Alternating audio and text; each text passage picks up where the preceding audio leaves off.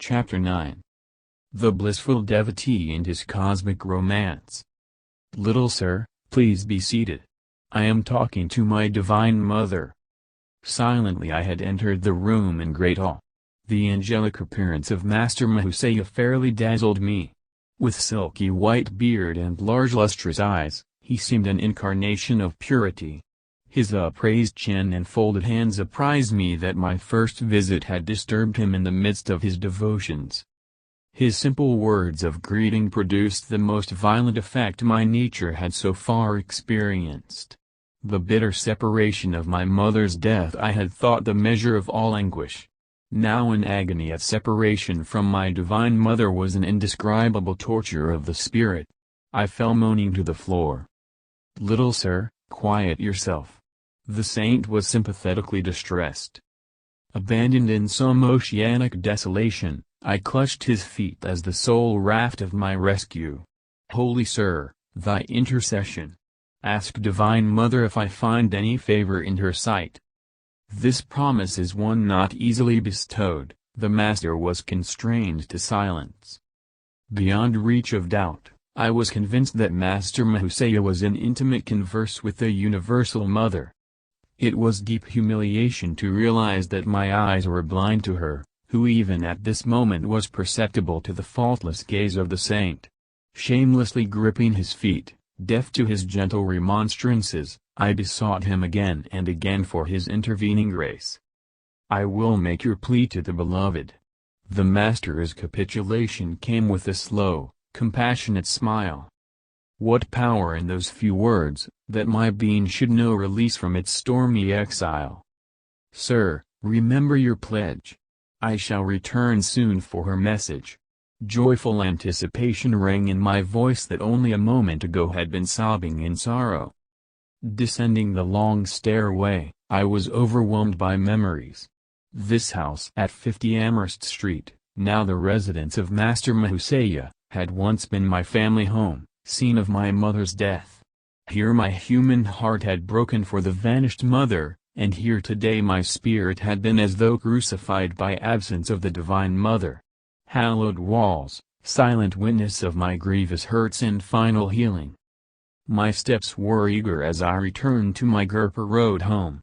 Seeking the seclusion of my small attic, I remained in meditation until 10 o'clock. The darkness of the warm Indian night was suddenly lit with a wondrous vision. Hallowed in splendor, the Divine Mother stood before me. Her face, tenderly smiling, was beauty itself. Always have I loved thee. Ever shall I love thee. The celestial tones still ringing in the air, she disappeared. The sun on the following morning had hardly risen to an angle of decorum when I paid my second visit to Master Mahusaya. Climbing the staircase in the house of poignant memories, I reached his fourth-floor room. The knob of the closed door was wrapped around with a cloth, a hint, I felt, that the saint desired privacy. As I stood irresolutely on the landing, the door was opened by the master's welcoming hand. I knelt at his holy feet. In a playful mood, I wore a solemn mask over my face, hiding the divine elation. Sir, I have come, very early, I confess! For your message. Did the beloved mother say anything about me? Mischievous little sir. Not another remark would he make. Apparently my assumed gravity was unimpressive. Why so mysterious, so evasive? Do saints never speak plainly? Perhaps I was a little provoked. Must you test me? His calm eyes were full of understanding. Could I add a single word this morning to the assurance you received last night at 10 o'clock from the beautiful mother herself? Master Mahusaya possessed control over the floodgates of my soul. Again I plunged prostrate at his feet. But this time my tears welled from a bliss, and not a pain, past bearing. Think you that your devotion did not touch the infinite mercy? The motherhood of God, that you have worshipped in forms both human and divine, could never fail to answer your forsaken cry. Who was this simple saint, whose least request to the Universal Spirit met with sweet acquiescence? His role in the world was humble, as befitted the greatest man of humility I ever knew. In this Amherst Street house, Master Mahusaya I conducted a small high school for boys. No words of chastisement passed his lips, no rule and Pharaoh maintained his discipline. Higher mathematics indeed were taught in these modest classrooms, and a chemistry of love absent from the textbooks. He spread his wisdom by spiritual contagion rather than impermeable precept. Consumed by an unsophisticated passion for the Divine Mother, the saint no more demanded the outward forms of respect than a child. "I am not your guru, he shall come a little later," he told me. "Through his guidance, your experiences of the divine in terms of love and devotion shall be translated into his terms of fathomless wisdom." Every late afternoon, I betook myself to Amherst Street. I sought Master Mahusaya's divine cup, so full that its drops daily overflowed on my being. Never before had I bowed in utter reverence, now I felt it an immeasurable privilege even to tread the same ground which Master Mahusaya sanctified. "Sir, please wear this champak garland I have fashioned especially for you." I arrived one evening, holding my chain of flowers. But shyly he drew away, repeatedly refusing the honor. Perceiving my hurt, he finally smiled consent. "Since we are both devotees of the Mother, you may put the garland on this bodily temple, as offering to her who dwells within." His vast nature lacked space in which any egotistical consideration could gain foothold. "Let us go tomorrow to the Dakshineswar temple, forever hallowed by my guru." Master Mahusaya was a disciple of a Christ-like master, Sri Ramakrishna Paramhansa. The 4-mile journey on the following morning was taken by boat on the Ganges. We entered the 9-domed temple of Kali, where the figures of the Divine Mother and Shiva rest on a burnished silver lotus, its 1,000 petals meticulously chiseled. Master Mahusaya beamed in enchantment. He was engaged in his inexhaustible romance with the beloved. As he chanted her name, my enraptured heart seemed shattered into 1,000 pieces. We strolled later through the sacred precincts, halting in a tamarisk grove. The manna characteristically exuded by this tree was symbolic of the heavenly food Master Mahusaya was bestowing. His divine invocations continued. I sat rigidly motionless on the grass amid the pink feathery tamarisk flowers. Temporarily absent from the body, I soared in a supernal visit. This was the first of many pilgrimages to Dakshineswar with the holy teacher. From him I learned the sweetness of God in the aspect of Mother, or Divine Mercy. The childlike saint found little appeal in the Father aspect, or Divine Justice. Stern, exacting, mathematical judgment was alien to his gentle nature. He can serve as an earthly prototype for the very angels of heaven. I thought fondly, watching him one day at his prayers.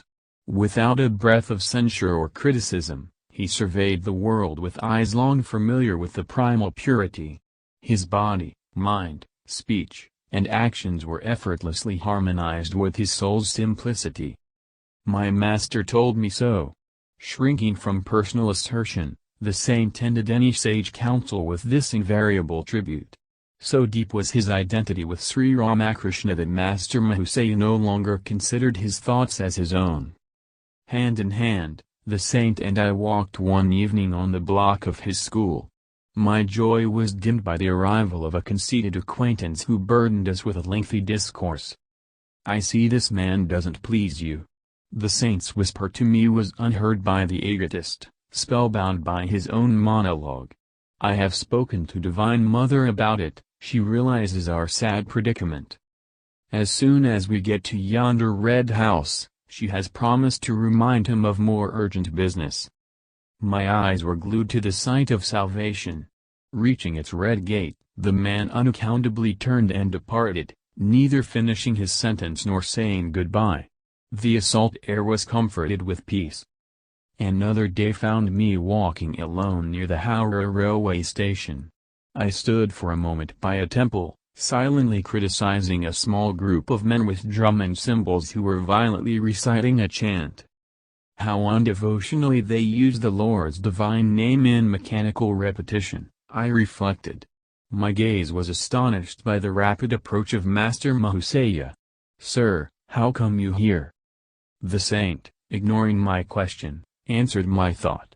"Isn't it true, little sir, that the beloved's name sounds sweet from all lips, ignorant or wise?" He passed his arm around me affectionately. I found myself carried on his magic carpet to the merciful presence. "Would you like to see some bioscopes?" This question one afternoon from Master Mahuseya was mystifying. The term was then used in India to signify motion pictures. I agreed, glad to be in his company in any circumstances. A brisk walk brought us to the garden fronting Calcutta University. My companion indicated a bench near the Goldai or pond. "Let us sit here for a few minutes." My master always asked me to meditate whenever I saw an expanse of water. Here its placidity reminds us of the vast calmness of God. As all things can be reflected in water, so the whole universe is mirrored in the lake of the cosmic mind. So my Gurudeva often said. Soon we entered a university hall where a lecture was in progress. It proved abysmally dull, though varied occasionally by lantern-slide illustrations, equally uninteresting. So this is the kind of bioscope the master wanted me to see. My thought was impatient, yet I would not hurt the saint by revealing boredom in my face. But he leaned toward me confidentially. "I see, little sir, that you don't like this bioscope. I have mentioned it to Divine Mother. She is in full sympathy with us both. She tells me that the electric lights will now go out, and won't be relit until we have a chance to leave the room." As his whisper ended, the hall was plunged into darkness. The professor's strident voice was stilled in astonishment, then remarked, "The electrical system of this hall appears to be defective." By this time, Master Mahuseya and I were safely across the threshold. Glancing back from the corridor, I saw that the scene of our martyrdom had again become illuminated. "Little sir, you were disappointed in that bioscope, but I think you will like a different one." The saint and I were standing on the sidewalk in front of the university building. He gently slapped my chest over the heart. A transforming silence ensued. Just as the modern talkies become inaudible motion pictures when the sound apparatus goes out of order, so the divine hand, by some strange miracle, stifled the earthly bustle. The pedestrians as well as the passing trolley cars, automobiles, bullock carts, and iron-wheeled hackney carriages were all in noiseless transit. As though possessing an omnipresent eye, I beheld the scenes which were behind me, and to each side, as easily as those in front. The whole spectacle of activity in that small section of Calcutta passed before me without a sound. Like a glow of fire dimly seen beneath a thin coat of ashes, a mellow luminescence permeated the panoramic view. My own body seemed nothing more than one of the many shadows, though it was motionless, while the others flitted mutely to and fro. Several boys, friends of mine, approached and passed on, though they had looked directly at me, it was without recognition. The unique pantomime brought me an inexpressible ecstasy. I drank deep from some blissful fount. Suddenly my chest received another soft blow from Master Mahuseya. The pandemonium of the world burst upon my unwilling ears. I staggered, as though harshly awakened from a gossamer dream. The transcendental wine removed beyond my reach. "Little sir, I see you found the second bioscope to your liking." The saint was smiling. I started to drop in gratitude on the ground before him. "You can't do that to me now, you know God is in your temple also. I won't let Divine Mother touch my feet through your hands." If anyone observed the unpretentious master and myself as we walked away from the crowded pavement, the onlooker surely suspected us of intoxication. I felt that the falling shades of evening were sympathetically drunk with God. When darkness recovered from its nightly swoon, I faced the new morning bereft of my ecstatic mood. But ever enshrined in memory is the seraphic son of Divine Mother, Master Mahuseya. Trying with poor words to do justice to his benignity, I wonder if Master Mahuseya, and others among the deep-visioned saints whose paths crossed mine, knew that years later, in a Western land, I would be writing about their lives as divine devotees. Their foreknowledge would not surprise me nor, I hope, my readers, who have come thus far with me. End of the Chapter 9.